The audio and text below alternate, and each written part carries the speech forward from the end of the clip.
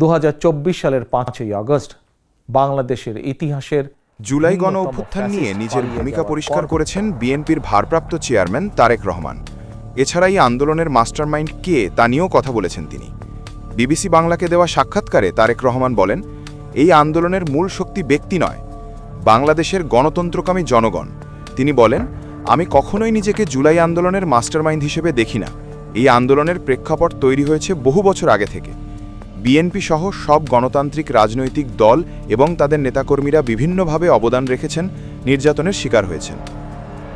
বিএনপির ভারপ্রাপ্ত চেয়ারম্যান বলেন, এই আন্দোলনে শুধু রাজনৈতিক কর্মীরাই নয়, মাদ্রাসার ছাত্র, গৃহিণী, কৃষক, শ্রমিক, সিএনজি চালক, ছোট দোকানদার, গার্মেন্টস কর্মী, এমনকি অবসরপ্রাপ্ত সামরিক কর্মকর্তা ও প্রবাসী সাংবাদিকরাও যুক্ত ছিলেন।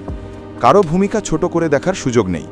এই আন্দোলন ছিল জনগণের আন্দোলন, যারা গণতন্ত্রে বিশ্বাস করেন। এই আন্দোলনের মাস্টারমাইন্ড হচ্ছে বাংলাদেশের গণতন্ত্রকামী জনগণ। আন্দোলনের সময় দেশের বাইরে থাকলেও অনলাইনের মাধ্যমেই তিনি যোগাযোগ রেখেছিলেন। তারেক রহমান বলেন, স্বৈরাচার তখন টেলিফোন ও ইন্টারনেট ব্যবস্থা অচল করে দিয়েছিল, তাই প্রত্যক্ষ ও পরোক্ষভাবে নানা উপায়ে যোগাযোগ করতে হয়েছে।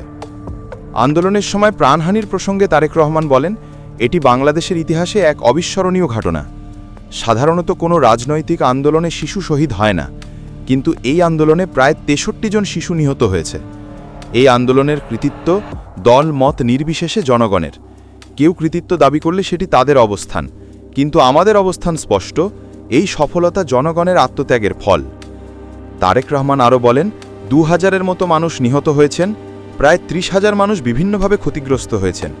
এখন রাষ্ট্র, সরকার ও রাজনৈতিক দলগুলোর উচিত এই পরিবারগুলোর পাশে দাঁড়ানো, তাদের সহায়তা করা এবং তাদের আত্মত্যাগের প্রতি সম্মান জানানো।